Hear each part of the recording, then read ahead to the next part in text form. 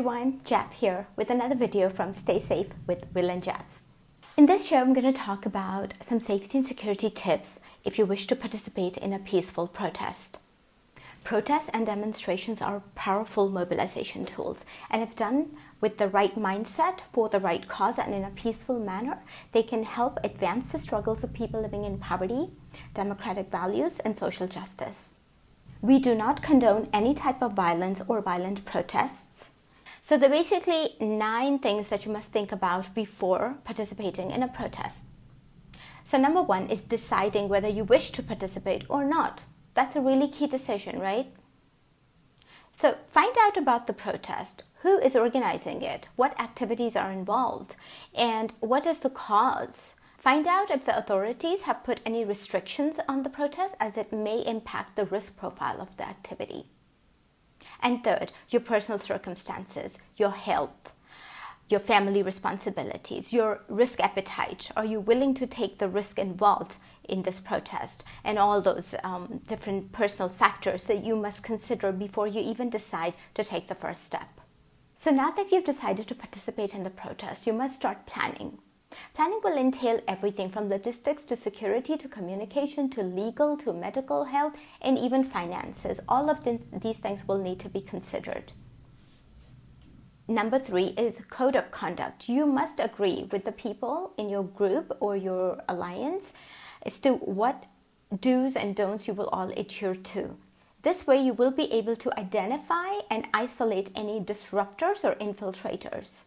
Your code of conduct should include some basic things such as no violence, no damaging of property, no attacking anyone, no harming anyone, no carrying of weapon, etc.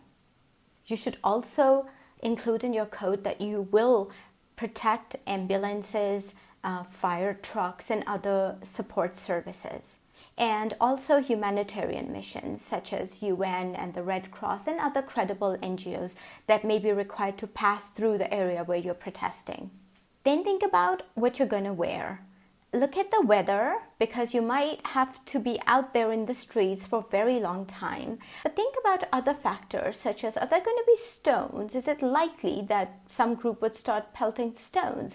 Or would the authorities be using batons or sticks and things like that? You might want to layer up if that's the case. However, you can't really layer up if it's already quite hot, because you also want to protect yourself from being overheated and sunstroke and things like that. So bear that in mind. Wear comfortable shoes, because you might want to run for safety, and also you might want to wear a hat to protect from sun, but also in case of stone pelting. Then comes health and safety.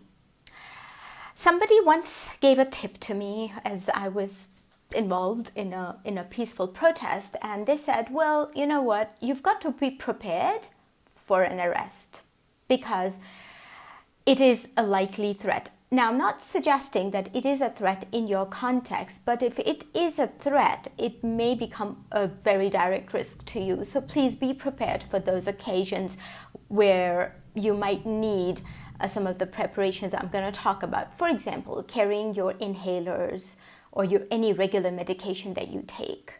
That also includes insulin injections if that is what you require. Then if you're wearing contact lenses, you might want to carry a separate pair of glasses, but also your lens fluid.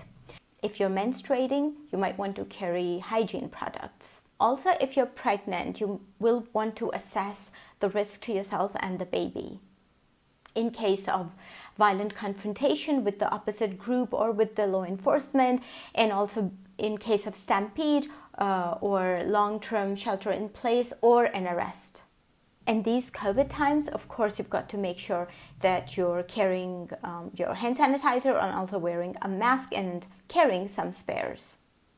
Then the next one is communication. How are you going to communicate with other group members? Remember, in many contexts, internet and phone services are usually disrupted when social justice activists and citizens take to the streets. And that is quite common in many, many countries around the world. So how are you going to communicate? You've got to have a plan. And one of the things that a lot of people do is they identify an RV, a rendezvous point, where they check in at a regular interval, whether your phone is working or not. But you just gather there, you check in, you make sure that everybody's okay, nobody's injured, nobody needs a first aid kit, nobody needs evacuating from the scene. And also to basically just check in and make sure things are fine. In case you need to change your strategy going forward, that RV check-in is a really good point to do that. So think about all those options and what alternative communication and coordination mechanisms you could have in place.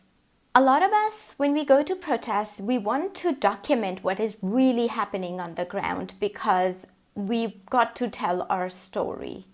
And for that, you might want to document, film, record, and take photos. But when you do that, you should know that that is a very risky moment because you're really focused on your camera or on your recording device, and you're not really keeping that 360-degree awareness. It's best to do it in a group where other group members to sort of cover for you. But if that's not possible, just make sure that you're aware of where you are and that you're not being noticed. And next one, which is number 8, you've got to be prepared for things going absolutely wrong. So what could go wrong in a protest? Look, there could be stampede, what you're going to do, how you're going to escape.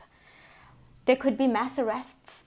Police authorities and other law enforcement agencies can zone in and just pick up people, and that's quite possible, right? Somebody could get injured and they may need evacuation to a medical facility. Do you have pre-identified medical facilities? Do you even have health insurance? How are you going to pay for that? Then if somebody is arrested and they're taken away, who's going to let the family know? And what legal support do you have at hand? What if there is use of ammunition or batons or tear gas? Are you well equipped to deal with that risk? So it's all of those things, all of those scenarios that may be very peculiar in certain contexts. And of course, you know your context so much better. So try and assess and proactively prepare for all these things, because the better prepared you are, the safer you will be and the more effective your protest is likely to be. Number 9, which is the last one, is getting back safely. So when you find that moment where you feel, okay, I've done it for the day, tomorrow is another day, I'm going to return, then that's when you find an escape and you call it off. And as you're escaping or as you're exiting the protest, please try and stay low-key. There's no need to be chanting slogans as you're exiting, because you're only attracting attention to yourself. And also, if you have a change of clothes, it's better to just put on a different color coat or jacket or a different hat, just so you're not easily identified. Look, there's so much that we can talk about when it comes to protesting safely. All of you must have had so many experiences, so many learnings, and I would really want that you share those with us and through this channel with everybody that might find them useful. So please drop your comments in the comment section and let us know if you found this video useful.